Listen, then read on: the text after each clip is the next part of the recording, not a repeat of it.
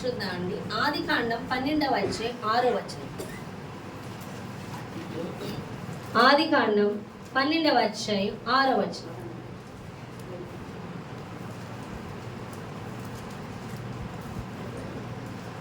అప్పుడు అబ్రాము స్థలము దాకా ఆ దేశ సంచారం చేసి మోరే దగ్గరనున్న సింధూర వృక్షము వద్దకు చేరెను. అప్పుడు కనానీయులు ఆ దేశంలో నివసించిరి. యెహోవా అబ్రామునకు ప్రత్యక్షమై నీ సంతానమునకు ఈ దేశం ఇచ్చిందని చెప్పగా అతడు తనకు ప్రత్యక్షమైన యెహోవాకు ఒక బలిపీఠమును కట్టెను. అక్కడ నుండి అతడు బయలుదేరి బేతేలునకు తూర్పునున్న కొండకు చేరి వడమటునున్న బేతేలునకును తూర్పునున్న హాయికి మధ్యన గుడారము వేసి అక్కడ యెహోవాకు బలిపీఠము కట్టి యెహోవా నామమున ప్రార్థన చేసెను. అబ్రాము ఇంకా ప్రయాణం చేయుచు దక్షిణ దిక్కుకు వెళ్ళెను. చాలమ్మా. హల్లెలూయా, హల్లెలూయా. అప్పుడు అబ్రాము షెకెమునందు ఒక స్థలము దాకా ఆ దేశ సంచారము చేసి మోరీ దగ్గరనున్న సింధూర వృక్షము వద్దకు చేరెను.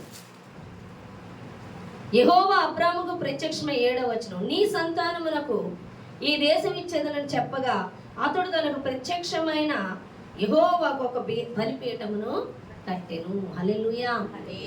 షెకెము అనేది ఇది ఎక్కడుంది అంటే కనాను దేశంలోనే ఉందండి. హల్లెలూయా. కనానులో ఉన్న షెకెము అనే స్థలము దగ్గరికి వచ్చాడు.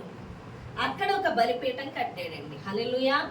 షెకెము అంటే అర్థం ఏంటంటే భుజము అని అర్థము.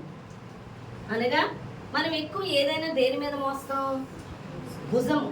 భుజం మీద బలం ఎక్కువ ఉంటది కాబట్టి భుజము అంటే శక్తివంతమైనది అని అర్థం. హల్లెలూయా. ఇది కనానులో ఇది ఎక్కడుంది? కనానులో ఉంది. అంటే మనమంట మహాశక్తివంతులమై ఉంటామంట. కనానులో షెకెములో ఉన్నప్పుడు మనం శక్తివంతులమని, ఇంకోటి మనము శత్రువుల్ని ఎదిరించగలిగిన వారమని, ఇంకోటి కనాను దేశం దేనికి సూచన? సమృద్ధికి సూచన. అర్థమవుతుందా? దేనికి సూచన? సమృద్ధికి సూచన.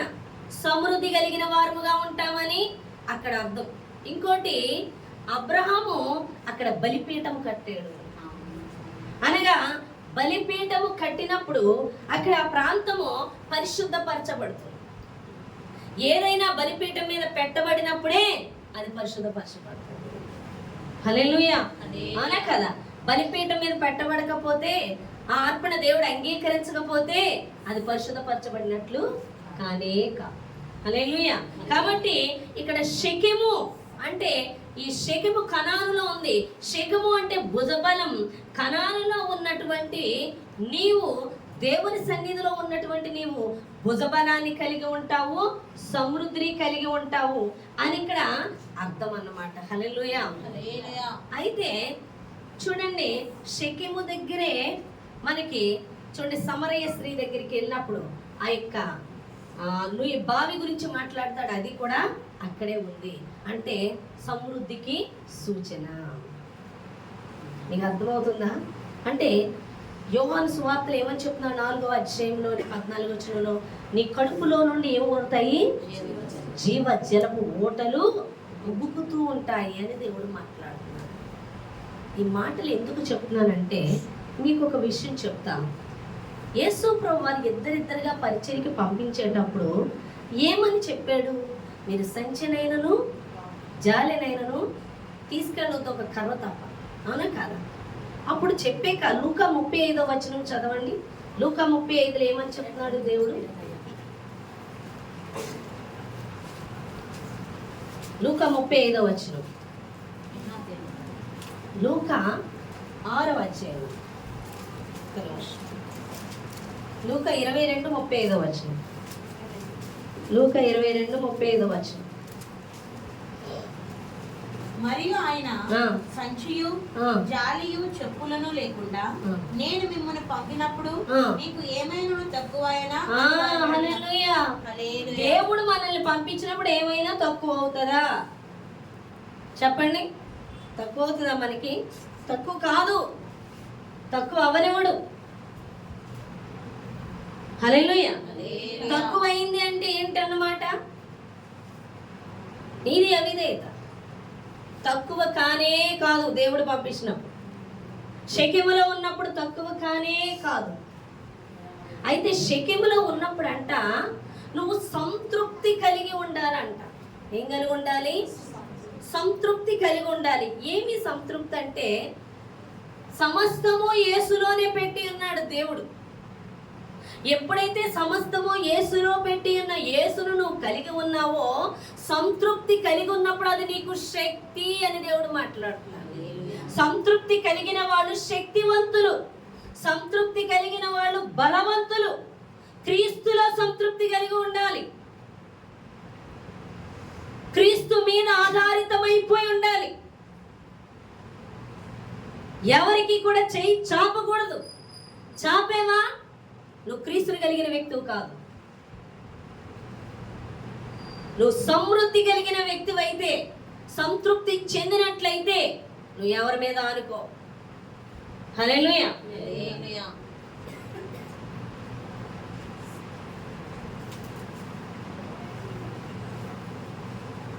హల్లెలూయా. ఎవరి మీద అనుకుంటావా?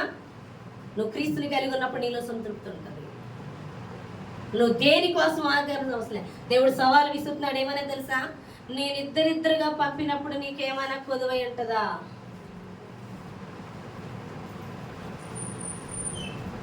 టైం 10:45. పరిచర్యాపారం కలిగిన వాళ్ళు టైంకి ఉండాలి. హల్లెలూయా. అర్థమవుతుందా మీకు? ఏమైనా తక్కువైందా? ఏం పట్టుకెళ్ళమన్నాడు? కూడా ఎలా పట్టుకెళ్ళమన్నాడా? ఉట్టి సంచే. తక్కువైందేమన్నా? లేదు. చెయ్యి చాచం. అర్థమవుతుందా? తృప్తి కలిగి ఉంటుందంట. తృప్తి. నువ్వు కలిగిన తృప్తి ఉందే, నువ్వు ఆశించకుండా నువ్వు తృప్తి కలిగి జీవిస్తుంటావే, ఆ తృప్తి నీకు శక్తి అంట. ఆ తృప్తి నీకు దేవుని జ్ఞానాన్ని కలుగజేస్తుందంట. తృప్తి లేని వారికి దేవుని జ్ఞానం ఉండదు. నువ్వు నిశ్చయంగా దేనికోసం పరిగెడుతున్నది దూరం అవుతుంది నీకు. నువ్వు క్రీస్తులో తృప్తి కలిగి ఉంటే నేను జ్ఞానంతో నింపుతాడు.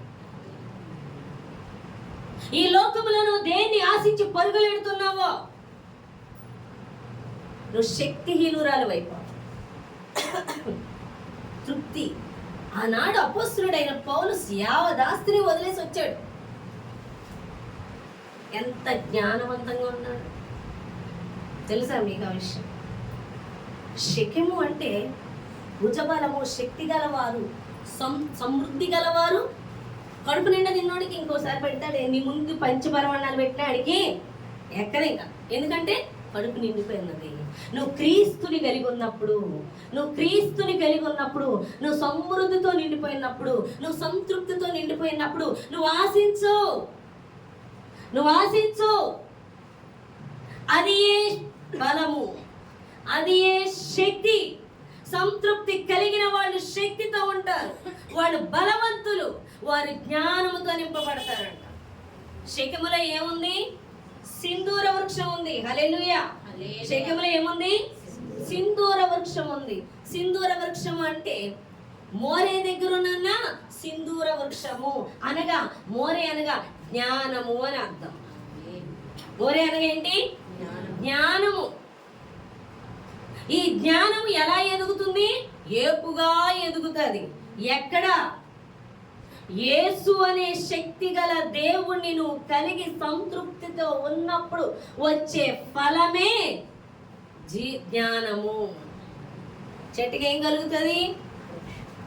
ఫలమేగా కలుగుతుంది, అనే కదా. ఈ చెట్టు ఎక్కడుంది? మోరే దగ్గర ఉంది. అది ఎక్కడుంది? షెకెములో ఉంది. షెకెము అనగా సంతృప్తికి, సమృద్ధికి, శక్తికి సూచన.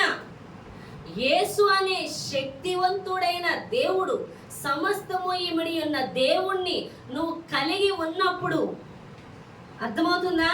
నువ్వు సంతృప్తిని కలిగి ఉంటావు. ఆ సంతృప్తిని కలిగి ఉన్న శక్తిని బట్టి ఆ యొక్క చెట్టుకు కలిగే ఫలమే, నీవు కలిగి ఉన్న సంతృప్తిని బట్టి కలిగే ఫలమే జ్ఞానము. ఎందుకు నువ్వు సంతృప్తి కలిగి ఉన్నావు? సమస్తము ఇమిడి ఉన్న క్రీస్తుని కలిగి ఉన్నావు. క్రీస్తుని కలిగి ఉండడం అంటే ఏంటి?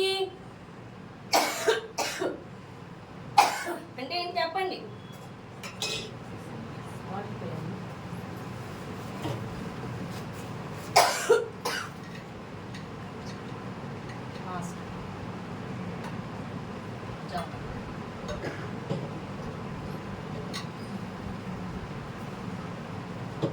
చెప్పండి, క్రీస్తుని కలిగి ఉండడం అంటే ఆయన మీదే ఆధారపడాలి, దేని మీద ఆధారపడకూడదు. ఎవ్రీథింగ్ ఆయనే. అలా ఆధారపడే వాళ్ళు శక్తివంతులు, అలా ఆధారపడే వాళ్ళు బలవంతులు. అలా ఆధారపడమే పడగా సంతృప్తి కలిగి ఉండగా వచ్చిన ఫలమే జ్ఞానము. ఆధారపడిన వాళ్ళకి జ్ఞానం ఉండదు, తెలుసా మీకు? మీరు ఎంతగా దేవుడి మీద ఆధారపడతారో అంతగా జ్ఞానవంతులు అవుతారు. మీరు ఎంతగా మనుషుల మీద కానీ, మీరు ఎంతగా లోకం మీద కానీ, ఎంతగా మీ మీద కానీ ఆధారపడతారు బుద్ధిహీనులు. తెలుసా మీకు ఆ విషయం? ఎవరైతే నాకు దిక్కు దేవుడే, నాకు దిక్కు ఆధారము దేవుడే, దేవుడిస్తే తినాలి, దేవుడిస్తేనే బ్రతకాలి, లేకపోతే నాకు బ్రతుకు లేదు, నువ్వు జ్ఞానవంతుడు అయిపోతావు, నువ్వు జ్ఞానవంతుడు అయిపోతావు, నువ్వు ఫలిస్తావు ఫలాలు. నువ్వు ఒక్కటన్నా ఆశించిన మనుషుల మీద, నువ్వు చెయ్యి జాపినా, నువ్వు నోరిప్పి మాట్లాడినా నువ్వు అజ్ఞానురాలు అయిపోతావు. నీకు ఈరోజు జ్ఞానం ఎందుకు లేదు? దేవుని జ్ఞానంతో నువ్వు ఎందుకు నింపబడతలేదు? తడవలాడేస్తున్నావా? పరుగులు ఎత్తుతున్నావు మనుషుల యొద్దకి? నీ సమస్యలను పరిష్కరించుకోవడానికి ఆలోచన చేస్తున్నావా? జ్ఞానం ఉండదు. దేవుని జ్ఞానం ఎలా సంపాదించేసుకోవాలి? నీ జీవితానికి నీ బైబిల్కి వేరు చేసేస్తావా? నీ లైఫ్ నీ ఇష్టం, నువ్వు బైబిల్ చదివేస్తావా? ఇదెక్కడా? దేవుని ఉద్దేశానికి దాటి జీవిస్తారంటే ఇలాంటి వాళ్ళు అసలు దేవుని ఉద్దేశంలోనే చేరు. పిచ్చోడే ఏంటి? అబ్రహాముని దేవుడు సమస్తం విడిచి రమ్మన్నాడు. దేవుడి జ్ఞానం పొందుకోవాలంటే అబ్రహాం దేని మీద ఆధారపడకూడదు, దేవుడి మీద ఆధారపడాలి. షెకెము బేతేలు నుంచి కరువు వచ్చిందని ఈజిప్టులో ఉన్న ఫరో దేశానికి వెళ్ళాడంతే, శ్రమలు కొని తెచ్చుకున్నాడు. మరలా హెబ్రోన్కి వచ్చాడు, మరలా బలిపీఠం కట్టాడు, మరలా దేవునితో ప్రయాణం మొదలైంది.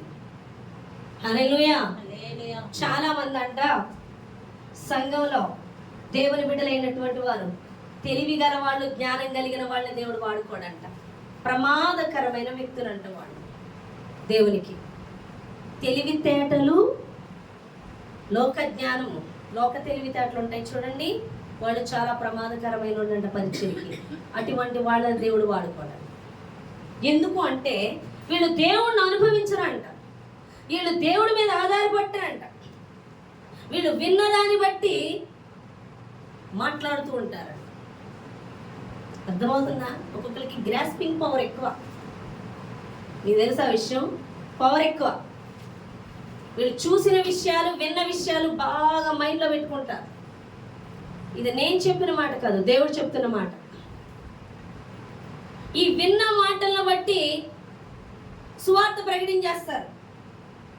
వాళ్ళలోకి జీవం అస్సలు వెళ్ళదు. వాళ్ళని అసలు దేవుడు వాడుకోడంట. మరి ఎవరిని వాడుకుంటారంటే, ఎవరైతే క్రీస్తు మీద వారి జీవితం ఆధారపడి ఉంటుందో వాళ్ళని దేవుడు వాడుకుంటాడు. దేవుడు నిన్ను వాడుకోవాలన్నప్పుడు నీకే హస్తం తోడుగా రాదు, నిన్నెవ్వరు కూడా ఆదరించరు. ఒక దేవుని బిడ్డలో ఒక ఆత్మల ఎదుగులో ఉన్న వాళ్ళైనా కూడా ఆదరించరు. అదైనా దేవుడు అనుమతిస్తేనే. ఎందుకు నీకు డోర్స్ అన్నీ మోస్తున్నాడంటే నీ జీవితం దేవుడి మీద ఆధారపడాలి. నీ జీవితం దేవుడి మీద ఆధారపడితే, దేవుడే దిక్కని ఆయన పాదాలు పట్టుకుంటే అప్పుడు నేను జ్ఞానంతో దేవుడు నింపుతాడు. అందుకని బైబిల్ చదివేసి పేజీలు తిరగేసేసి నేను ప్రిపేర్ అయిపోయాను, నేను పలానా వాళ్ళు చెప్పేస్తాను, ఏం నువ్వు చెప్పేది గాడుగుడ్డు, నువ్వు ఉదయం నుంచి రాత్రి వరకు బైబిల్ వివరించి ఎంత ముక్క ఎక్కదాలి. ఎంత ఎక్కదో తెలుసా మీకు? బైబిల్ అంటే ఏమనుకుంటున్నారు? వాక్యం అంటే ఏమనుకుంటున్నారు? హల్లెలూయా. అర్థమైందా మీకు? సరే, అవి పట్టిందమ్మా.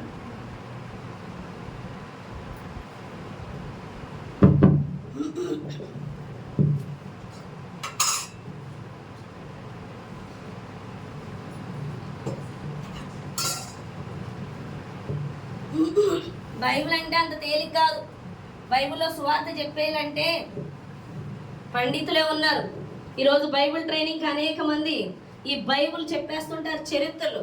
మరి వీళ్ళందరూ మార్చేస్తున్నారా? ఎక్కదు సువార్త, సర్వసత్యమే తెలియదు. పెద్ద పెద్ద పండితుల దగ్గరికి వెళ్ళి చూడండి, వాళ్ళ మోహాలకు వాక్యమే అర్థం కాదు. మరి ఎవరికి అర్థమవుతుంది? దేవుడికి తగ్గింపు కావాలి. ఫస్ట్ నేల మట్టుకు తగ్గించుకోవాలి, దేవుణ్ణే అడగాలి, దేవుడి మీదే ఆధారపడాలి. ఎప్పుడైతే నువ్వు దేవుడి మీద ఆధారపడతావో, దేవుణ్ణి అడుగుతావో, అప్పుడు నిన్ను జ్ఞానంతో నింపుతూ ఉంటాడు. నువ్వు ఈరోజు ఇంత నింపేసుకొని దేవుడికి అవినేది ఈరోజు చూపించేసాను, అదే జ్ఞానంతో ఉంటాను అనుకోకు. ఈరోజు ఇవన్నీ చూసేసి కళ్ళు బయకమని చూసేస్తామంటే కుదరదు. అంధకారం కలుగు చేసేస్తుంది సాతాను. హల్లెలూయా. పొందుకున్నదంతా పోగొట్టుకుంటాం. నా మాటలు అర్థమవుతున్నాయా మీకు? అర్థమవుతున్నాయా? దేవుడికి లోబడి దేవుని మీద ఆధారపడుతున్నప్పుడు తృప్తి కలిగి ఉంటాం. అసంతృప్తి ఉండదు నీలో. ఈ తృప్తి కలిగిన జీవితమే శక్తివంతులంట, బలవంతులంట. ఈ శక్తితో నువ్వు దేవుని మీద ఆధారపడడం వల్ల వచ్చే ఫలం ఏంటో తెలుసా? జ్ఞానం అనే ఫలం వస్తుందంట. అర్థమైందా మీకు? ఈ జ్ఞానము నువ్వు ఇతరుల సువార్త ప్రకటించినా వారిలో జీవం కలుగుతుంది. అందుకని బైబుల్ తిరగేసేయడం వల్ల వచ్చే జ్ఞానం కాదు, నీ తెలివితేటల వల్ల వచ్చే మాటలు కాదు, నువ్వు అనుభవించాలి. దేవుణ్ణి అనుభవించినోడు ఎలా ఉంటాడో తెలుసా? నేల మట్టుకు దక్కించుకుని. మోషే ఎంత సాత్వికుడైపోయాడో తెలుసా? మోషేని ఇజ్రాయెల్ ప్రజలు ఎదిరిస్తే కాడు పెట్టేసుకున్నాడు. ఎంత సాత్వికం! ఫరో సైనికుడినే చంపేసిన మోషే కాళ్ళు పట్టుకున్నాడు. నాదేమైనా విధేయత ఉంటే క్షమించండి అన్నాడంటే ఎంత తగ్గింపు గలవాడో, ఎంత దేవుని జ్ఞానంలోకి లోతుకి ఎదిగాడో ఆలోచించండి. అర్థమైందా మీకు? ఏముండాలి? ఏముండాలి? తగ్గింపు ఉండాలి, లోబడాలి, దేవుని మీద ఆధారపడాలి 100%. నువ్వు లోపట ఎలా ఉన్నావు బయట కూడా అలాగే ఉండాలి. నువ్వు లోనేంటో బయట కూడా అదే. అర్థమైందా? నీలో నువ్వు ఉండకూడదు, నువ్వు చచ్చిపోవాలి. కొంతమంది తెలియక మాట్లాడతారు. ఒక ఆవిడ సీతనపేట నుంచి వచ్చేది. ఎవరమ్మా ఆవిడ? పార్లర్ ఆవిడ. నాకు ప్రేమ లేదని ఏడ్చింది. నా ప్రేమ ఏంటి? స్వార్థ ప్రేమ. ఎవరు ప్రేమ చూపించాలి? ఎవరు ప్రేమ చూపించాలి? నేను చచ్చిపోయాను. ఎవరు ప్రేమ చూపించాలి? దేవుడు ఎవరికి చూపించమంటే వాళ్ళకి చూపించాలి. నాకు ఇష్టమైన వాళ్ళు చూపిస్తానా? చెప్పండి. నా ఇష్టమైన వాళ్ళు చూపిస్తానా? అప్పుడు ఏమవుతుంది? మళ్ళీ నా ఇష్టం చేస్తుంటే నేను బుద్ధిహీనురాలను అవుతాను. నేను ఎవరి ఇష్టాన్ని చేయాలి? ప్రతి ఒక్కడు దేవుని సేవ చేసేయాలంటే అవ్వదు. నువ్వు దేవుని సేవ చేయాలి అంటే బైబిల్ తిరగేయడాలు, శాస్త్రాలు తిరగేయడాలు వల్ల కాదు. దేవుడు చెప్పింది లోబడాలి, దేవుడే ఆధారం అవ్వాలి, దేవుడే దిక్కు అవ్వాలి. దేవుడు ఎస్ అంటే వెళ్ళాలి, నో అంటే మానేయాలి. వద్దు అంటే అది నీ కుటుంబాన్నైనా వదిలేయగలగాలి, ఉండు అంటే అది నీ శత్రువైనా ఉండాలి. లోబడాలి అని చెప్పే మాటలో చాలా ఆంతర్యం ఉంటుంది, నీ గ్రహింపు ఉండకపోవచ్చు. నువ్వు ఎంతలా ఆయన మీద ఆధారపడి లోబడుతుంటావో అంత దేవుని జ్ఞానంతో నింపబడిపోతావు, అంత శక్తివంతురాలు అవుతావు, అంత బలవంతురాలు అవుతావు. ఎప్పుడది? నీ జీవితం దేవుని ఆధారితమైపోవాలి, అందులో నీకు తృప్తి ఉండాలి. చాలా మంది క్రైస్తవులకు తృప్తి ఉండదు, తృప్తిగా జీవించలేరు. అది కావాలి, ఇది కావాలి, అది ఇది అది అని ఎతుకులాడుతూ ఉంటారు. తృప్తి లేదు నీకు. ఉండలేరు ఒక చోట. కారణం ఏంటంటే తృప్తి లేదు నీకు. క్రీస్తులో తృప్తి పడిన వాళ్ళు దేని మీద ఆధారపడరు. క్రీస్తు మీద ఆధారపడిన వాళ్ళు దేనికోసం పరుగులెట్టరు, సంతృప్తి కలిగి ఉంటారు. అదే బలం అని దేవుడు మాట్లాడుతున్నాడు. అందుకే దేవుని యొద్దకు వచ్చిన వాళ్ళు దేవుడు ఏం చేస్తాడు తెలుసా? తృప్తిలో నడిపించడానికి నువ్వు ఏది పరుగులెత్తుతున్నది నీకు దూరం అయ్యేలా చేస్తూ ఉంటాడు దేవుడు. ఎందుకంటే నువ్వు ఆయన మీద ఆధారపడి తృప్తి కలిగి జీవించాలని. నేనేంటో లోకంలో ఉన్నప్పుడు ఏది అడిగితే అది వచ్చేసేదంటే అప్పుడు వచ్చేదంటే అప్పుడు నువ్వు నరకప్రాయురాలివి. ఈ రోజు నీకు దూరపరుస్తూ దేవుడి మీద ఆధారపడేలా చేస్తున్నాడంటే నేను పరలోక రాజ్యాన్ని చేర్చుకోవడానికి ఇష్టపడుతున్నాడు. నువ్వెవరి మీద ఆధారపడాలి? దేవుని మీద ఆధారపడాలి. ఇస్తే దేవుడే. అర్థమవుతుందా? లేకపోతే మౌనం అయిపోవాలి. దేవుడు ఐగుప్తు దేశం నుంచి బయటికి ఈడ్చుకొచ్చాక ఇజ్రాయేల్ని అరణ్యంలోకి, ఐగుప్తు దేశంలో ఉల్లిగడ్డలు కావాలంటే వీళ్ళకి, ఐగుప్తు దేశంలో బాగుందమా ఆ తిండి కోరుకున్నారు. క్షమించాడా? ఇచ్చిన మన్నాహారంతో తృప్తి చెందవా? నేల రాళ్ళగొట్టేశాడు జనాన్ని. అర్థమవుతుందా మీకు? మనం నేల మీద ఉన్న ఆయన ఆకాశం మీద ఉన్నాడు. ఆయన మామూలుగా చూడట్లేదు మనల్ని. ఆయన ఒక్కొక్క అడుగు కూడా మన ఆయనతోనే వేయాలి. ఇందాక లిడియా చెప్పింది ఏమని? ఈ పరిస్థితి ఎందుకు అనుమతించావు? అడగాలి, ప్రతిరోజు అడగాలి. ప్రతి సెకను ఎందుకు ఇలా జరుగుతుంది? నేనేం నేర్చుకోవాలి? నేనేం మార్చుకోవాలి? నేను ఎలా మార్చబడాలి? నాకేం బోధించబోతున్నావు?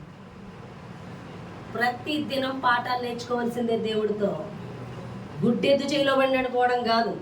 అగో వేసే అడుగులు ఆపో. ఏం చేస్తున్నాను నేను? ఎడేళ్తున్నా దారి? ఎందుకు ఇది అనుమతి ఇచ్చాడు? ఏంటి పరిస్థితి? ఎవ్రీథింగ్ మాట్లాడతాడు. నువ్వు వినగలిగితే ప్రతిదానికి సమాధానం చెప్తాడు. నువ్వు వినట్లేదని చెప్పడం అనుకోకు. నీకు వినబట్టలేదని దేవుడు మాట్లాడట్లేదు అనుకోకు. నీకు కళ్ళకు గుడ్డితనం ఉందని ఇతరులకి గుడ్డితనం ఉందనుకోకు. అది నీకు మాత్రమే. ఇతరులు స్పష్టంగా వింటున్నారు లోబడిన వాళ్ళ సంగతి మర్చిపోవద్దు. నీకు గుడ్డితనం కలిగి, నీకు చెవిటితనం వచ్చి, నీకు వచ్చిందని ఇతరులకి రావట్లేదు. లోబడిన వాళ్ళతో ఖచ్చితంగా దేవుడు మాట్లాడతాడు. ఎవ్రీథింగ్ మాట్లాడతాడు. పరిశుద్ధాత్మ దేవుడు మాట్లాడి నడిపిస్తాడు. ప్రతి పరిస్థితి నుంచి మాట్లాడగలడు. ప్రతి సెకను హానోకు 300 ఏళ్ళు దేవుడితో నడిచాడు. నువ్వు వినగలిగే చెవులుంటే వినో, మాట్లాడతాడు దేవుడు. నువ్వు దేవుని వద్దకు వచ్చావా? క్రీస్తులో సంతృప్తి ఇచ్చాను. నువ్వు క్రీస్తులో ఎంత సంతృప్తి పొందుతుంటామో అంత బలవంతుడివి. నీకు తృప్తి లేక పరుగులు ఎత్తుతాను. చావు లేకపోతే ఇంట్లో పడి, కానీ దేవుడి దాటేళ్ళకు చచ్చిపో. వస్తే చంపేస్తే చచ్చిపో శరీరంలో, కానీ ఆత్మలో చావు. ఆత్మలో చచ్చిపోకు. శ్రమ వచ్చిందా? నీ దేవుడు నువ్వు భరించగలిగినంతే పెడతాడు. ఆయన పాదాలు ఆశ్రయిస్తే ఏమాత్రం నేను తలగెత్తుతాడు, కానీ తోకగా కించపరచబడినవాడు. అర్థమవుతుందా? ఏలియాని ఆశ్రయానికి ఎక్కడికి పంపించాడంటే సారెపోతు స్త్రీ దగ్గరికి పంపించాడు, కానీ దేవుడు లేనటువంటి పనికి మానవుల్ని దగ్గర ఆశ్రయించమని పంపించలేదు దేవుడు. తెలుసా మీకు? దేవుడికి లోబడి భయభక్తులు కలిగిన వారికి, హల్లెలూయా, దేవునికి లోబడి భయభక్తులు కలిగిన వారి వద్దకు పంపిస్తాడు.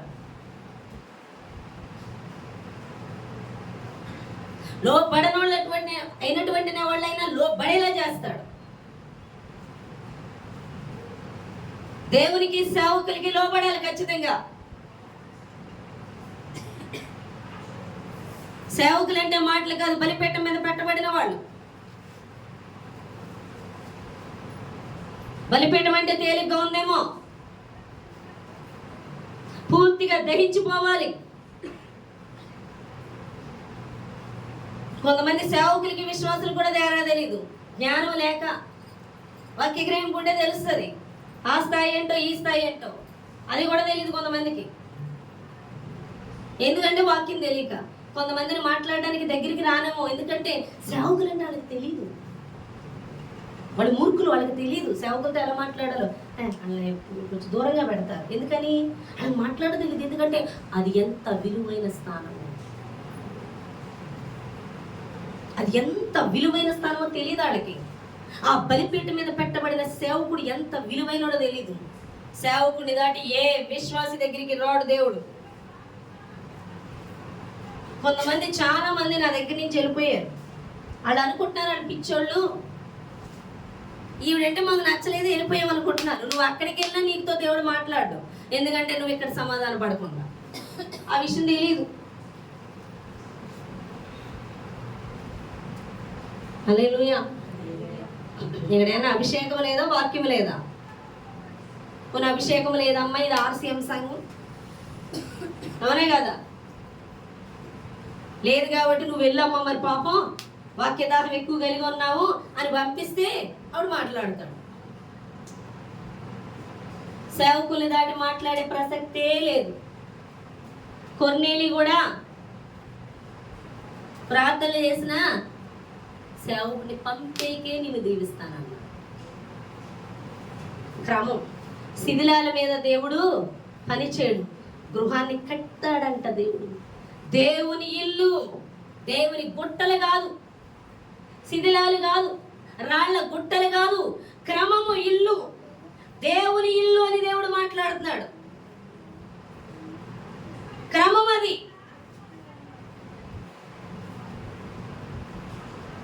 అర్థమవుతుందా? క్రమం కలిగిన వాడు దేవుడు. ఆయన నడిపించే స్థలంలో అర్థం ఉంది. షెకెముకు పంపాడంట, అర్థం ఉంది. అక్కడ సింధూర వృక్షం అర్థం ఉంది. బేతేలుకు పంపాడు, దేవుని ఇల్లు.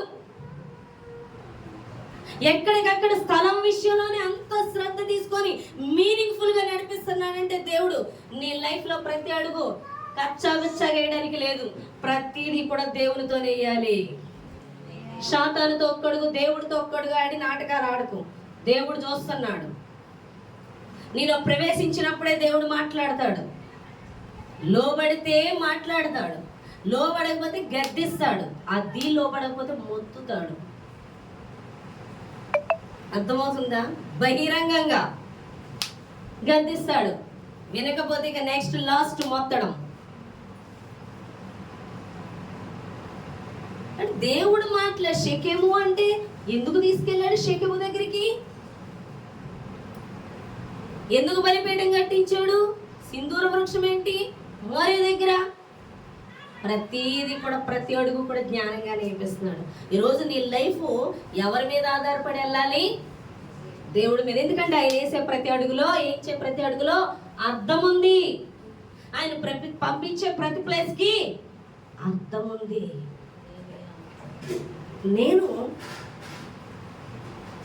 నాకు దర్శనం వచ్చింది, కళ వచ్చింది. ప్రతి కళ చాలా ఇంపార్టెంట్గా వెళ్తున్నాడు దేవుడు. నేను వదిలేస్తున్నా.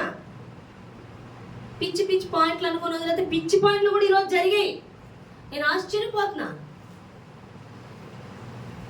నేను చూస్తే వాటర్ ఫుల్ వచ్చేసిందంటే, ఇలా డేరా తీసి చూస్తే చుట్టూ నీరు.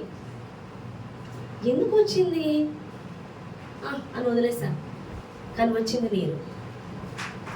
నీరు వచ్చిన కాడి నుంచి నీటిని చూస్తున్నా, దేవుడితో మాట్లాడుతున్నా. ఏంటి పరిస్థితి?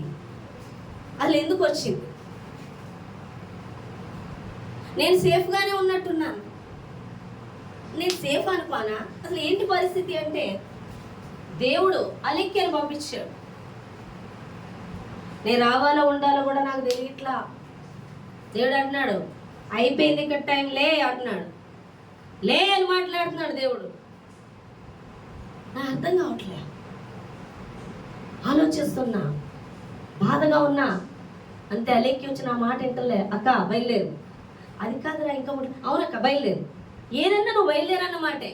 నీకోసం పంపించానంటే నిజంగా నేను రానేమో, దేవుడు లాక్కొని వచ్చేసాడు. సొదొమ గొమొర్రా పట్టణంలో అందరూ ఇంపార్టెంట్ కాదు, లోతు ఇంపార్టెంట్.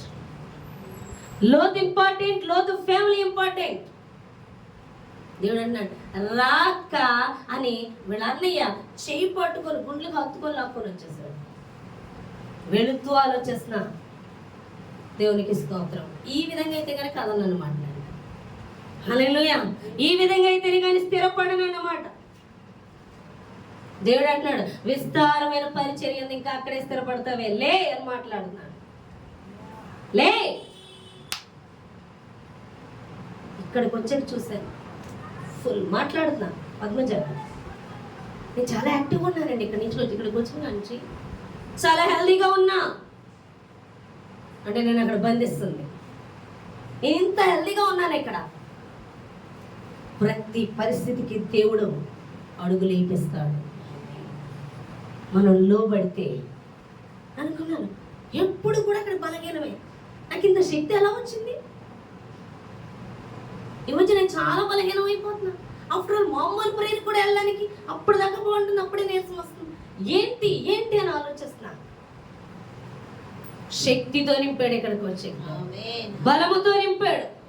మరలా పునరుత్పత్తి కలిగినట్లుగా మరలా నాకు శక్తితో నింపాడు, బలముతో నింపాడు, ప్రభావంతో నింపాడు నన్ను. హల్లెలూయా, హల్లెలూయా. ఉదయకాలం 6:15కి కరెంట్ పోయిందండి. నేను లేచాను, కరెంట్ పోయిందా ఇస్తాడే, 7 అయింది ఇవ్వాల. ఇంతసేపు ఉండదు, నాకు డౌటే. చూడమంటే ఈ అమ్మాయిలు చూసి పైన ఉంది కరెంటు అని చెప్పింది. అందరికీ ఉందనుకున్నాను. వాళ్ళకు ఉందంటే మనకి ఎక్కడ ఫీజు పడిపోయింది. ఈవేళ ఆదివారం వస్తారా? రారు. రవి వాళ్ళ ఆరాధన, నీ పని ఆగడానికి వీల్లా, బాధ ఈరోజు ఆగడానికి వీల్లా. సరే అమ్మ వెళ్ళి చూసి ఒకరికి ఉంది ఇద్దరికి ఉంది, ఒకరికి ఉంది ఇద్దరికి లేదు. పైన వాళ్ళు లెగిసి చూస్తారు. వాళ్ళతో నాకు సంబంధం లేదు, లేదు ఆధారపడకూడదు, వాళ్ళని అడగకూడదు. నాకు ఇక్కడ పని, నా పని. ఇందుకే నన్ను తీసుకొచ్చావు ప్రభువా. నువ్వు నా పక్షాన్ని ఉంటే నువ్వు కారించి. ఈవేళ రారు ఎవరు, ఈవేళ చేయరు నాకు ఆరాధన జరగాలి. నా పక్షాన్ని ఉంటే నువ్వు కారించి. మరి నన్ను తీసుకొచ్చావుగా. బ్రదర్ గారు ఎవరినన్ను అడుగుతానని వెళ్ళాను. నాకు నో హోప్స్ లేవు నాకు. ఎందుకంటే రారు ఈవేళ సండే, వర్షం అస్సలు రాదు, కన్ఫర్మ్ అది. ఇందుకే నా తీసుకొచ్చావు ప్రభువా, నాకు ఆరాధన జరగాలి. కరెంట్ వస్తుంది 9 నిమిషాలు. నేను ఇలా అంటున్నాను, వచ్చేసింది కరెంట్. హల్లెలూయా. ఎలా వచ్చింది? ఎలా వచ్చింది? లూజ్ కనెక్షన్ అయితే వచ్చిపోవాలి, అవునా కదా? గాలి వేస్తే లూజ్ కనెక్షన్ అయితే అంత ముందు ఒకసారి పోయింది, వచ్చిపోవడం. ఇది వచ్చిపోకూడదు, ఉండిపోవాలి అంతే. హల్లెలూయా. దేవుని మీద ఆధారపడడం అంటే ఇది కదా, దేవుడు పని చేయడం అంటే ఇది కదా. వద్దు మనుషుల మీద, వద్దు ధనం మీద, వద్దు నీ శక్తి మీద, వద్దు నీ జ్ఞానం మీద, వద్దు నీ తెలివితేటల మీద. దేవుని మీద ఆధారపడ. దేవుడి ఆధారం అయిపోవాలి నీకు.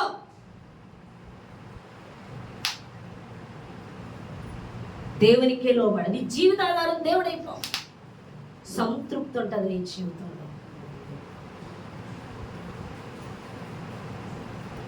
లోబడి హృదయం ఉంటుంది, తగ్గింపు ఉంటుంది, యథార్థత ఉంటుంది. దేవుడు నీలో ఉన్నప్పుడు సత్యమే ఉంటుంది నీలో. ఆయన సత్యవంతుడు. శాతాన్ని నోట్లో మాట వస్తుంది అంటే అబద్ధికుడు నీలో ఉన్నట్టు. ఒక్క అబద్ధం కూడా మాట్లాడలేము యేసు మనలో ఉంటే. ఒక్క అబద్ధం ఒక్కటే. నేను సత్యమే చెప్తున్నాను. నీలో యేసు ఉన్నాడా? ఒక వ్యక్తి యేసు సంబంధం సాతాను సంబంధం ఎన్నో పరీక్షలు చక్కరదు. ఒక్క అబద్ధంలో తెలిసిపోతుంది వాడు అపవాది సంబంధి.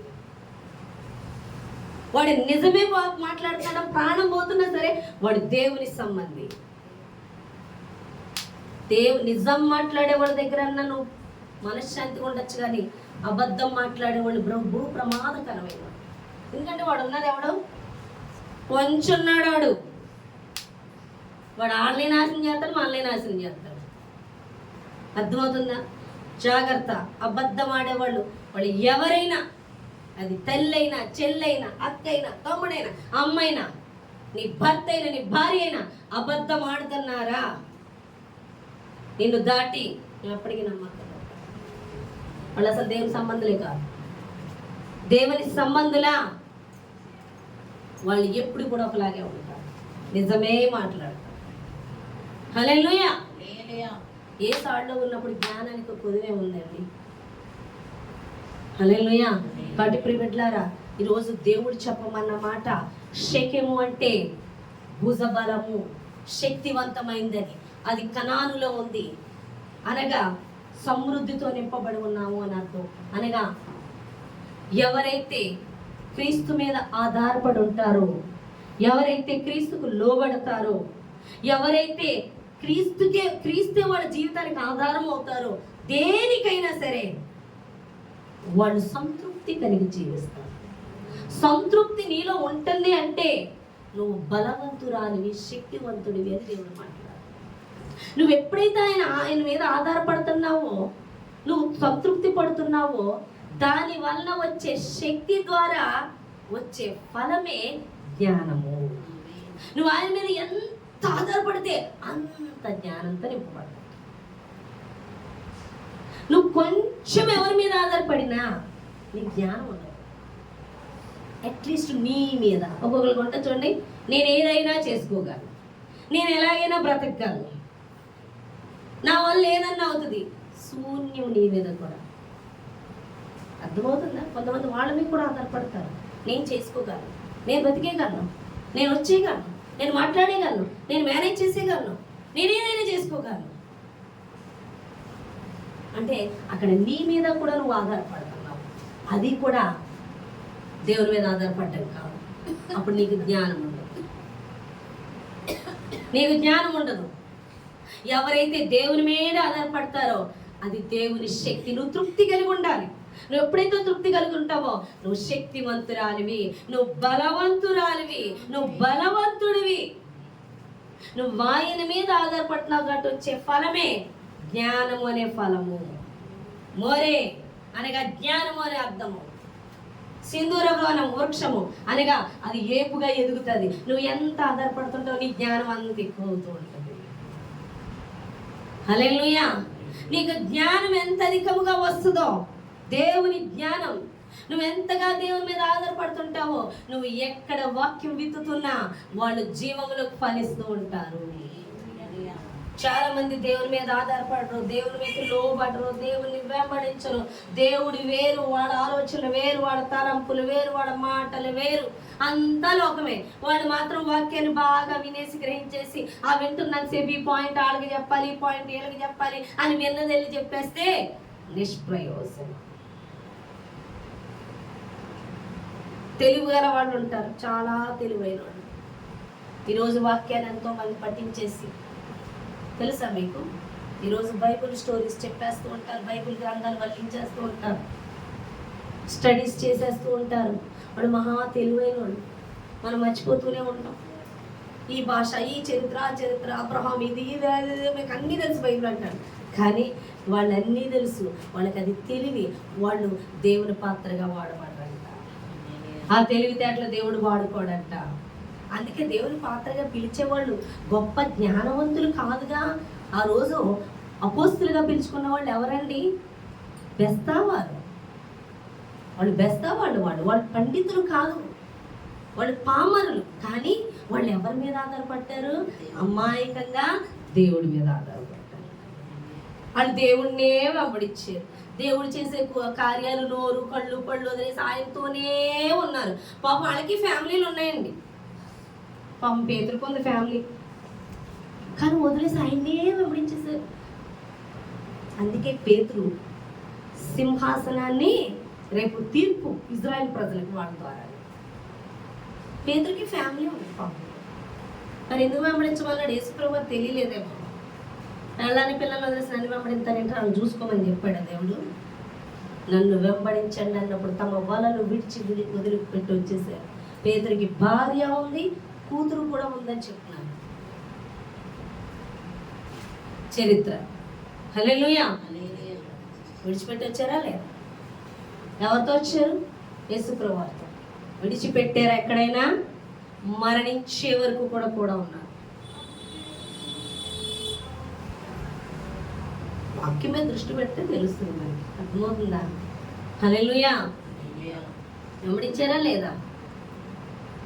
అప్పుడు అనుకుంటున్నారు పేతురు వాళ్ళు యేసుప్రభువుని వెంబడించారుగా, వీళ్ళకి ఈ ధ్యానం ఎక్కడి నుంచి వచ్చింది?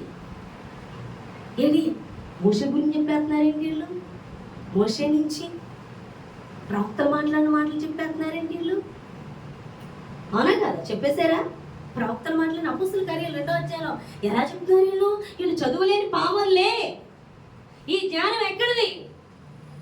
వాళ్ళు తండ్రి యేసు ప్రభు వారే జీవితమే వాళ్ళకి ఆధారం అయిపోయింది. ఆయన్నే వెంబడించారు, ఆయనే దిక్కని వెళ్ళారు. హల్లెలూయా. కాబట్టి దేవుడు ఏం చేశాడు? జ్ఞానముతో నింపాడు, అభిషేకముతో నింపాడు, పరిశుద్ధాత్మనిచ్చాడు. వాళ్ళకి నమ్మకంగా వెంబడించారు కాబట్టి లేచి జ్ఞానవంతుల మధ్య నిలబడి మాట్లాడేరు. ఈ లోక జ్ఞానవంతుల మధ్య వాళ్ళు మాట్లాడితే 3000 మంది బాప్తీసం తీసుకున్నారు. అర్థమైందా మీకు? హల్లెలూయా. వాడు దేవుని జ్ఞానం వల్ల వచ్చేది బైబిల్ చదివేయడం వల్ల. నువ్వు బైబిల్ చదివేది దేవుని మీద ఆధారపడాలని తెలుసుకోవాలి, తగ్గించుకోవాలని తెలుసుకోవాలి, దుష్టుడికి అవకాశం ఇవ్వకూడదని తెలుసుకోవాలి. లోకంలో దేని మీద నువ్వు ఆధారపడకూడదు. నీ శక్తి మీద, నీ జ్ఞానం మీద, నీ ఆలోచనల మీద కాదు, కానీ 100% నీ జీవితానికి ఆధారం యేసే అయిపోయినప్పుడు అప్పుడు నువ్వు యేసుని బట్టి తృప్తి చెందాలి. నాకు యేసు ఉన్నాడు చాలు, నాకు మనుషులు లేకపోయినా, నాకు సంపద లేకపోయినా, నాకు తిండి లేకపోయినా యేసు అన్నాడు నాకు చాలు అన్న తృప్తి నీలో ఉండాలి. ఎప్పుడైతే తృప్తి నీలో ఉంటుందో దాని నుంచి వచ్చే, ఆ శక్తి నుంచి వచ్చే ఫలమే జ్ఞానం. అందుకే ఈరోజు నీ కన్నులు మూయబడుతున్నాయా? వాక్య గ్రహింపు అసలు ఉండట్లేదా? వాక్య లోతు ఎదగట్లేదా? బహుశా నీ ఆధారం ఎవరుతున్నారు చూడు. నువ్వేమో, మనుషులేమో, పరుగులెత్తుతున్నావేమో, ఆయన మీద ఆధారపడలేదేమో చూడు. నీ జీవిత ఆధారం 100% ఆయన కాదేమో. అందుకే నీకు జ్ఞానం ఉండట్లా, అందుకే వాక్య గ్రహింపు ఉండట్లా. దుష్టుడికి అవకాశం ఇస్తున్నావు, దుష్టుడితో పరుగులెత్తుతున్నావు. మన జ్ఞాపకం ఉంచుకోగలవు ఏమి. నేను వాక్యం చదివేసి ఏ జ్ఞాపకం ఉంచుకోను. వాక్యం అంతా చదివింది ఒకటి, నేను మాట్లాడుకునేది ఆయనతో. నా గ్రహంతో నేను సహవాసాన్ని కాపాడుకుంటాను. ఈ సహవాసాన్ని కాపాడుకున్నప్పుడు ఆ టైంకి ఆయన చెప్తుంటాడు, నా తెలీదు. ఆయన చెప్పిందే నేను చెప్తాను. ప్రిపేర్ అవ్వని వెళ్ళి పలానా వాళ్ళకి పలానా విధంగా చెప్పేయాలని మెంటల్గా ప్రిపేర్ అయిపోయి అక్కడికి వెళ్తే నోట్లోంచి ఒక్క మాట రాదు తెలుసా మీకు?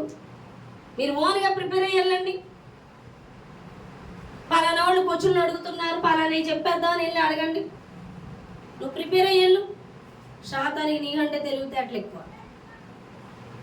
నేను ఇంకో వాడికి క్వశ్చన్కి సమాధానం చెప్పేద్దాం అని ప్రిపేర్ అయిపోయి నేను వెళ్ళాను అనుకోండి, అక్కడికి ఆడు నిన్ను తిమ్మిని బమ్మని చేయగలను తెలుసా.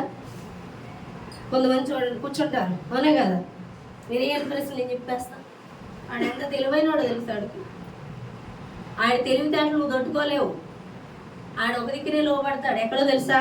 నువ్వు దేవునికి లోపడాలి. హల్లెలూయా. నువ్వు దేవునికి లోపడాలి. నువ్వు దేవుడు చెప్పింది చేయాలి. నువ్వు వెళ్ళమంటే వెళ్ళాలి, నువ్వు మాట్లాడమంటే మాట్లాడాలి, మూసుకోమంటే మూసుకోవాలి. ఎందుకంటే ఇక నీ తెలివితో ఆయన ఎదుర్కోలేవు. ఆయన ఎదుర్కోవాలంటే నువ్వు దేవునికి లోబడి ఉండాలి. అప్పుడు దుష్టుడు నీ యొద్ద నుంచి పారిపోతాడు. నువ్వు చెదరగొట్టలేవాడిని. నువ్వు చేయవలసినంత ఆడికి దేవునికి లోబడిపోవడమే. అర్థమైందా మీకు? అర్థమైందా? దేవుణ్ణి ఎదిరించినోడు ఎవడో లేవు ఈ భూమి మీదే కాదు, ఎక్కడా కూడా. జయించిన వాని పక్షాన నువ్వు ఉండు. విజయము నీది. ఓడిపోయినోడు తోకట్టుకొని వెళ్ళాడితే ఎలా? ఆడికి ఎప్పుడో ఉందా నరకం శిక్ష, ఆడితో పాటు నీకు ఉంటుంది అంతే. నువ్వెవరి పక్షానికి వెళ్ళిపోవాలి? దేవుడి పక్షానికి వెళ్ళిపోవాలి. దేవుడిని నువ్వు గ్రహించి వాడికి సమాధానం నువ్వు చెప్పడం, వాడికి అన్నీ తెలుసు. నువ్వు వాడేంటో నిరూపించక్కర్లొద్దు, వాడేంటో నువ్వు చెప్పక్కర్లొద్దు. బుర్ర ఉండాలి మనకి. ఎదుటోడు మనల్ని యేసు ప్రభువు గురించి క్వశ్చన్ వేస్తున్నాడంటే ఒక మనిషికి దేవుడి గురించి క్వశ్చన్ వేసే అంత శక్తి లేదు. ఆడేయలేడు, ఆడు తెలుసుకోలేడు కూడా. వాడు వేస్తున్నాడు, నిన్ను గదుపుతున్నాడంటే ఆడెవడు చెప్పండి? అపవాది కదా. ఆడికి తెలియకుండా వచ్చాడు ఆడు. ఏసెవడో దేవుడు ఎవరో ఆడికే ముందు తెలుసు నీకంట. నువ్వు వాడికి చెప్పక్కర్లొద్దు, దానికి నువ్వు సాధన చేయక్కర్లొద్దు. ఆడికి తెలుసు అడుగుతున్న వాడికి ఆయన ఎవరో. నువ్వు చేయవలసింది ఆయనకి లోబడిపోవడమే. ఆయనకి లోబడిపో. ఇక నిన్ను క్వశ్చన్లు కూడా అడగడు, పరారాడు. ఏమడగడు? నిన్నెందుకు క్వశ్చన్ అడుగుతావు? నువ్వు ఎవరికి లోబడిపోయావు?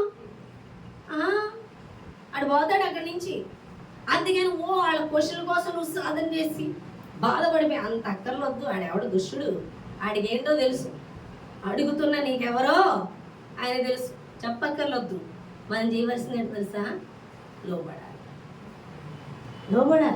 క్వశ్చన్లు అడిగితేనే పడగొడదాం అనుకుంది యేసుప్రభుని. పడగొట్టడానికి చూసిందా లేదా?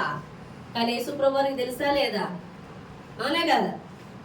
నువ్వే దేవుని కుమారుడు అయితే రాళ్ళని రొట్టుగా మార్చంట నేను దేవుని కుమారుడిని నిరూపించుకోవడానికి ఊగిపోయాడే ఏంటి ఆయన? చెప్పండి. దానికి తెలుసు, ఈయనకి తెలుసు. అవునా కదా? కానీ దానికి చక్కగా సమాధానం చెప్పాడు. ఏమని? రొట్టె కాదు, దేవుని వాక్యం అని చెప్పాడు. హల్లెలూయా. అవునా కదా? దేవునికి స్తోత్రం. కాబట్టి ప్రియబిడ్డలారా, జ్ఞానం కావాలి. ఎప్పుడు నీకు ఆ జ్ఞానం వస్తుంది అంటే నీ ఆధారమే నీ జీవితం దేవుని మీద ఆధారపడిపోవాలి. నువ్వు ఎప్పుడైతే దేవుని మీద ఆధారపడతావో, తృప్తి కలిగిన జీవితాన్ని కలిగి ఉంటావో, అది నీకు శక్తి. నీకు తృప్తి లేదా? నువ్వు ఆధారపడుతున్నా నీకు తృప్తి కలగట్లేదా? అయితే నువ్వు ఫలించవు. నువ్వు తృప్తి కలగట్లేదంటే నువ్వు దేవుని పాత్రవు కాదు.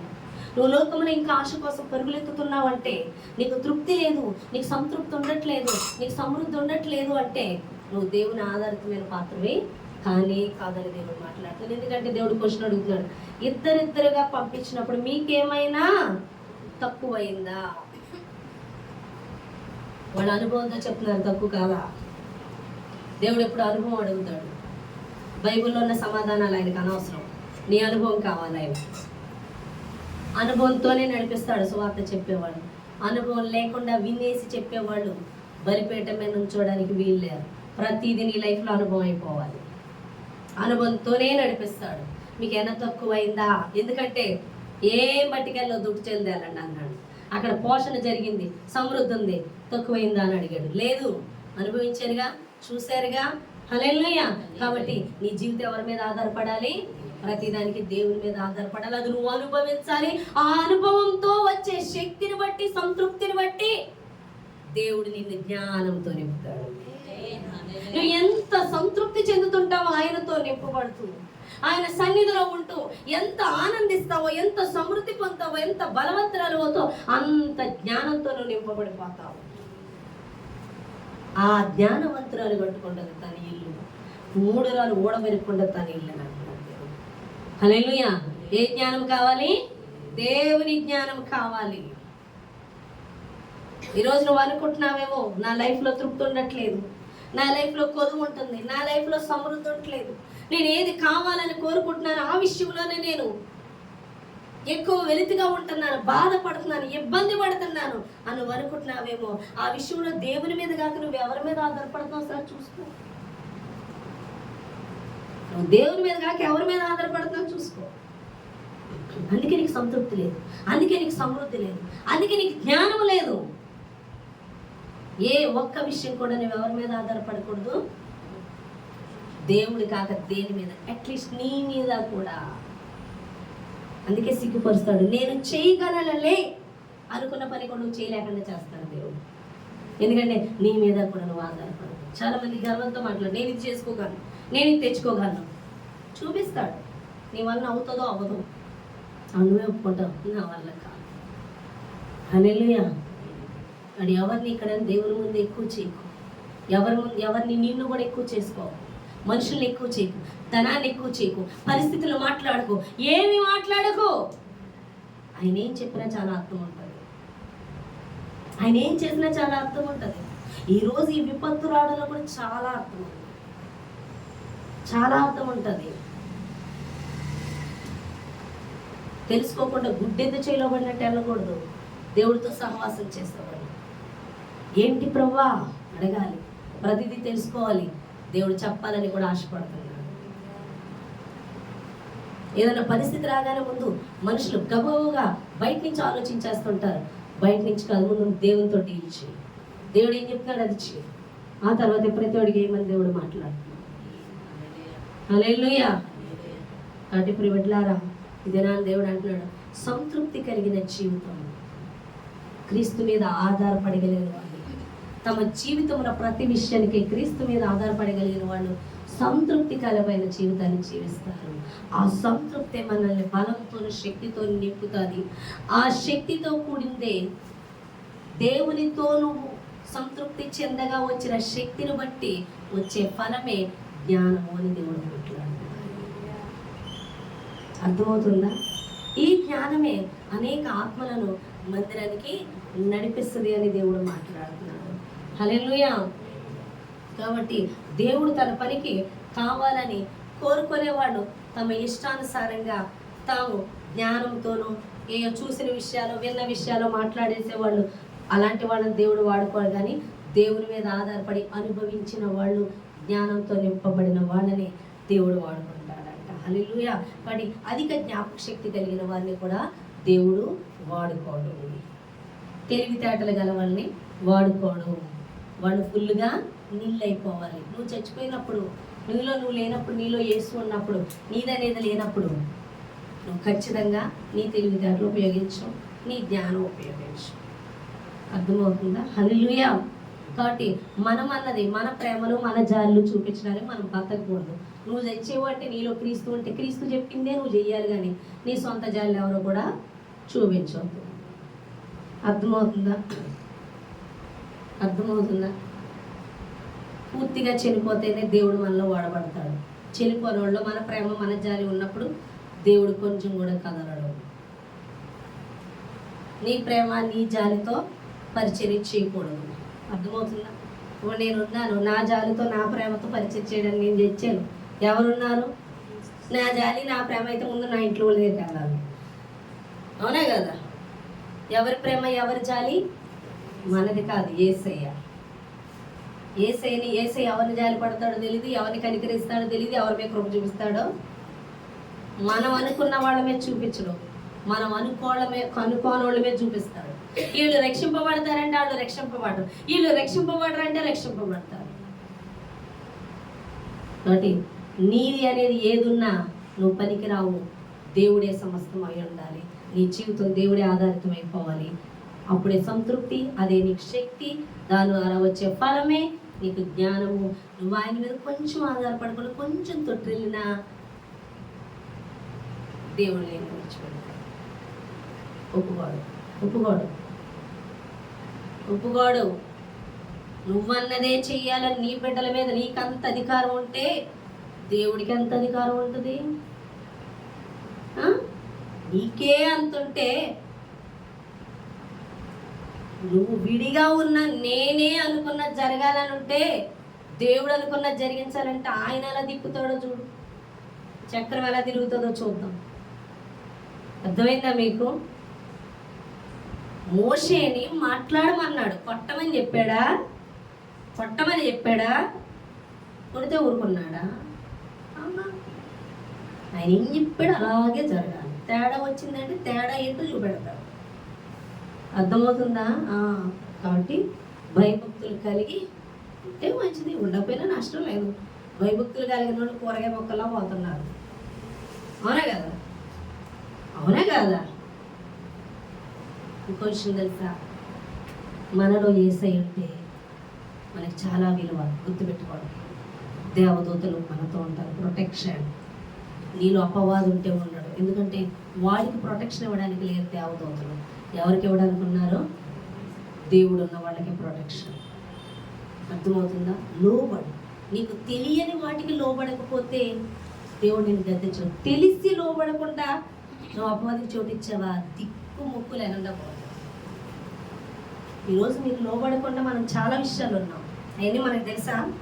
పూర్తిగా వాక్యం తెలియదుగా, ఇంకా మన దగ్గర అక్కడ దాకా మనం వెళ్ళలేదు. కానీ మనకి తెలిసి కూడా లోబడకపోతే నువ్వు అజ్ఞానంతో మునిగిపోతావు. హల్లెలూయా. కాబట్టి ఈరోజు సమస్తము కూడా క్రీస్తులోనే ఉన్నాయి. నువ్వు క్రీస్తు మీదే ఆధారపడు. నువ్వు క్రీస్తు మీద ఆధారపడినప్పుడు ప్రతి విషయంలోనూ దేవుడు నిన్ను డోర్స్ ఓపెన్ చేస్తాడు, నిన్ను కాపాడుతాడు. అందులో నీకు సంతృప్తి ఉంటుంది, అసంతృప్తి అనేది జరగదు. నువ్వు ఆయన మీద నిజంగా ఆధారపడుతున్నప్పుడు నీలో సంతృప్తి కలుగుతున్నావు. నువ్వు శక్తిగల పాత్రగా మార్చబడతావు. నువ్వు బలహీనురాలు కాదు, బలవంతురాలు అవుతావు. నువ్వు ఎప్పుడైతే ఆయన మీద ఆధారపడతావో ఆ ఫలమే జ్ఞానము. నువ్వు ఎంతగా ఆయన మీద ఆధారపడతావు అంత వాక్య గ్రహింపు నీకు ఉంటుంది. ఆధారపడని వాళ్ళకి వాక్య గ్రహింపు ఉండదు, వాక్య మర్మాలు ఎరగరు, వాళ్ళకి ఏం తెలియదు. ఆయన దేవుని స్వరం వినరు. మధ్యలో అపవాదిగా ఈజీగా ప్రవేశిస్తాడు. ఎంతమంది అపవాది చేత వాడబడుతున్నారో తెలుసా మీకు? ఈవెన్ సేవకులే వాడబడుతున్నారు, అవునే కదా? వాళ్ళు అభిషేకం అంటూ ఎత్తుకుంటున్నారు.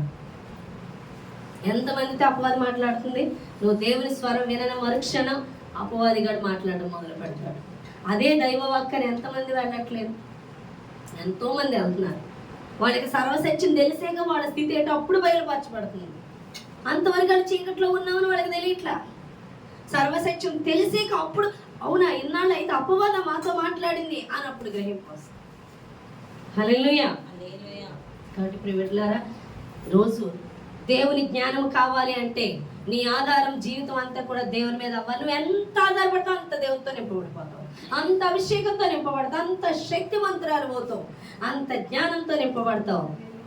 మాట్లాడితే చాలా ఆత్మలు కదులుతాయి. అర్థమవుతుంది. కాబట్టి ఆధారపడిన వాళ్ళు దేవుని మీద సొంత ఆలోచనలు చేసేవాళ్ళని వాడుకోవడం. రీసెంట్గా ఒక స్త్రీ అలాగే ఎంత చెప్పినా దేవుని మీద ఆధారపడమని, దేవుడి మీద చూడమని వినగా తన వైపు మనుషులు తన తెలివితేటలో సేవకులకు మరుగు చేయడం, కప్పడం చూశాడు చి అని కోప్పడం వచ్చేసాడు. ఈరోజు అధికారిక వాళ్ళు కప్ప చెప్పాడు. ఇప్పుడు బాధపడుతుంది. ఎందుకు? చంటి బట్టకి చెప్పినట్టు చెప్పారు. అమ్మా జాగ్రత్త, నన్ను ఆగమన్నా, నీకు అప్పగించాను. కొన్ని నాకు చెప్తే నేను అడిగి అడదాని చూస్తే నాకు అప్ప చెప్పలే, నేను ధైర్యం చేయలేను. కానీ తీసేసాక ఎప్పుడైతే ఎవరికైతే అప్పగించడానికి పంపిస్తే ఇప్పుడు ఆత్మలు కలుగుతున్నాయి. ఎందుకు పోగొట్టుకుంది అంటే దైవజనులు కళ్ళు కప్పి దైవజనులు చెప్పింది చేయక. మరి సేవకురాలని అభిషేకం నాతో ఏం మాట్లాడతాడు? సేవకులకు లోబడకపోతే తన ఆలోచనలు, తన సొంత ఆలోచనలు, మనుషుల మీద, డబ్బుల మీద ఈరోజు పోగొట్టుకోండి. అది చూసినప్పుడు మనం వేచిన కలిగి అడుగులు వేయాలి, లోబడాలి దేవుని మీద. అర్థమవుతుందా? కాబట్టి ప్రియ బిడ్డలారా, ఈరోజు దేవుని జ్ఞానమే అన్నిటికీ మూలం. దేవుని జ్ఞానం లేకపోతే కష్టం. అపవాదిగాడు ఈజీగా పడగొడతాడు. నువ్వు ఆయన జ్ఞానం అనే ఫలం పొందుకోవాలంటే 100% ఆయన మీద ఆధారపడాలి. నువ్వు ప్రతి నిమిషం ఆయన మీద ఆధారపడడానికి చూడాలి, కానీ నీ సొంతం అక్కడ ఇనుమడింప చేయకు. నీ బుర్ర పెట్టక అక్కడ కష్టపడి ఎదవ తెలివితేటలు పెట్టవద్దు. అర్థమవుతుందా? మీకు చెప్తున్నా, మీ ఆలోచనలు, మీ తలంపులు, మనుషుల ఆలోచనలు, మనుషుల మాటలు కూర్చొని ఎక్కించుకోకండి. జాగ్రత్త, చెవులను కాపాడుకో. వాక్యం లేనోడు మాట్లాడుతున్నా అసలు వినకో. వాక్యం లేనోడి మధ్య అసలు ఉండొద్దు. వాళ్ళు ఎక్కువ మాట్లాడితే మాట్లాడకూడదు, విస్తారమైన మాటలు మాట్లాడకూడదు. దోషం ఉండక మానదని దేవుడు మాట్లాడుతున్నాడు. వాక్యం లేనోడి మాటలు అస్సలు వినకూడదు. ఆ ప్లేసుల్లో మనం ఎక్కువ ఉండకూడదు.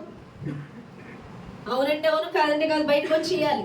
నువ్వు ఒకవేళ దేవుని మాటలు, దేవుని కలిగి లేని వాళ్ళ మధ్య ఉన్నా సరే నువ్వు మాట్లాడకూడదు ఎక్కువ. నీ పని వరకే కానీ సోది కూర్చొని వినకూడదు.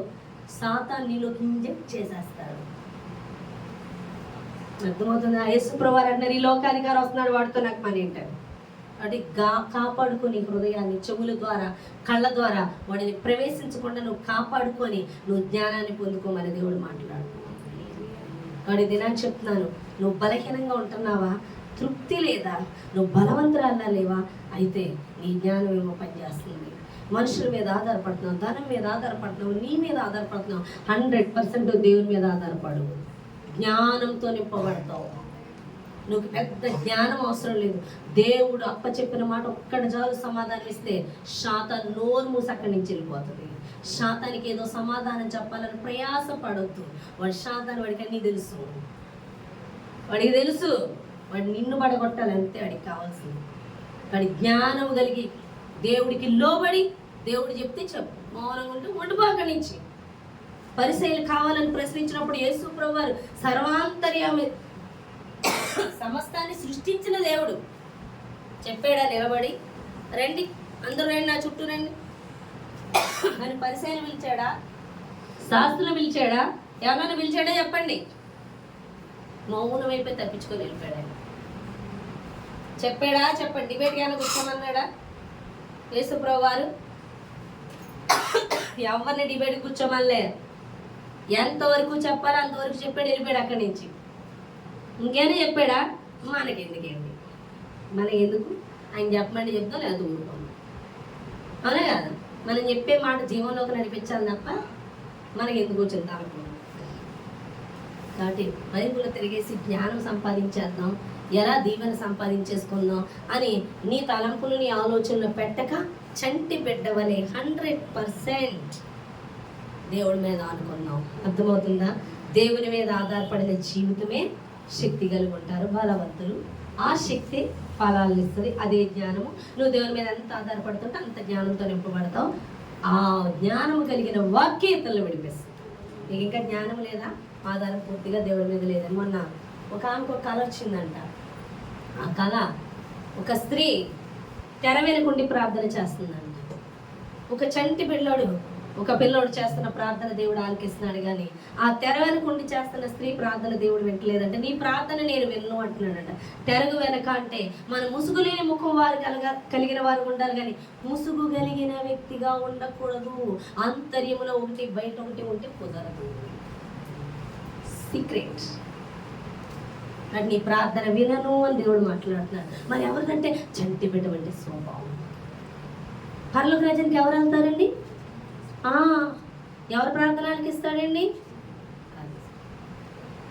నేను మొన్న ఒకసారి కళ వచ్చింది. ఆ కళలో ఒక పెద్ద కొండ అంట. ఆ కొండని ఇటువైపు నుంచి ఇటువైపుకి వెళ్ళారు. అందరూ కూడా తోటలో పిల్లలతో ఉన్నారు. అందులో మన జగ్గు కూడా ఉన్నాడు, పిల్లలతో ఆడుకుంటున్నాడు. నాకు అప్పుడు మాట్లాడాడు, వాడు చంటి బిడ్డ వాడి స్వభావాన్ని కలిగి ఉన్నాడు. ఆడు పిల్లల్లో ఆడుకుంటున్నాడు. చాలా మంది పిల్లలు, తల్లిదండ్రులు, అక్కడ పోలీసులు ఉన్నారు. ఆ ప్లేస్ అంతా నేను చూస్తున్నా.